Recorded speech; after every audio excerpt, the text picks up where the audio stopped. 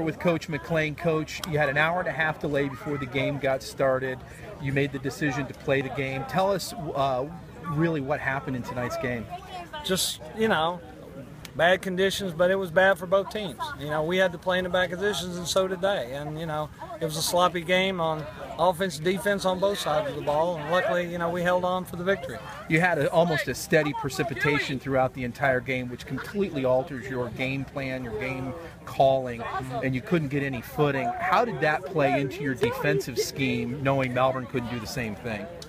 Well, just they made some good runs, and it's just you just got to try and keep your footing and play good defense. We missed a lot of tackles and missed a lot of open receivers and things like that. It's part of the game that we've got to eliminate. Penalties played a big part in tonight's game on both sides of the ball. What are you going to do to go back and look at this film and readdress what went on? Well, we got to look and see exactly what the penalties were and how they happened. Was it somebody out of position or things like that? And that's why we filmed the game so we can make corrections. The game ended on a big defensive stance. You got to be proud of your defense each time that they really came through for you tonight, which has always been indicative of a Merritt Island team. What are you looking for developmentally, turning the corner here and moving into district play shortly?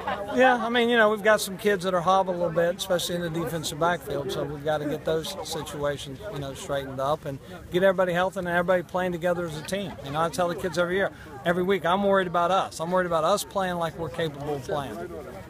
Thank you, Coach. All right, thank you. Coach, one of the things you did tonight was we saw a different look in the backfield. Tell us a little bit about what went into the decision-making there.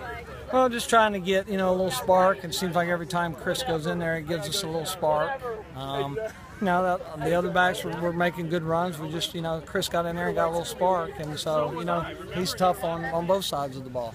Can you update us a little bit on some of the injuries that were sustained during this game? Well, I think Malik hurt his shoulder a little bit. I think so did Moats hurt his shoulder a little bit.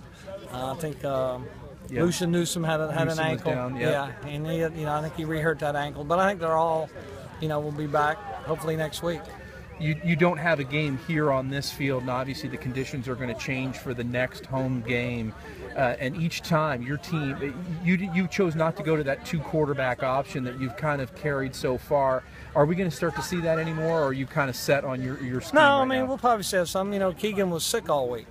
He didn't, was real sick all week, so he didn't get any practice time, and worried about his timing and stuff. But they both do good things, and they both bring different things to the table.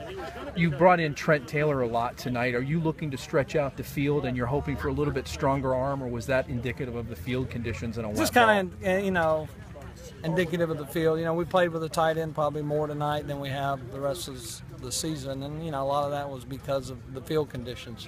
Thought we'd just be kind of grinders tonight. Coach, your defense came through for you, man. We appreciate your time. Thank you, and enjoy your victory. As always. Thank you.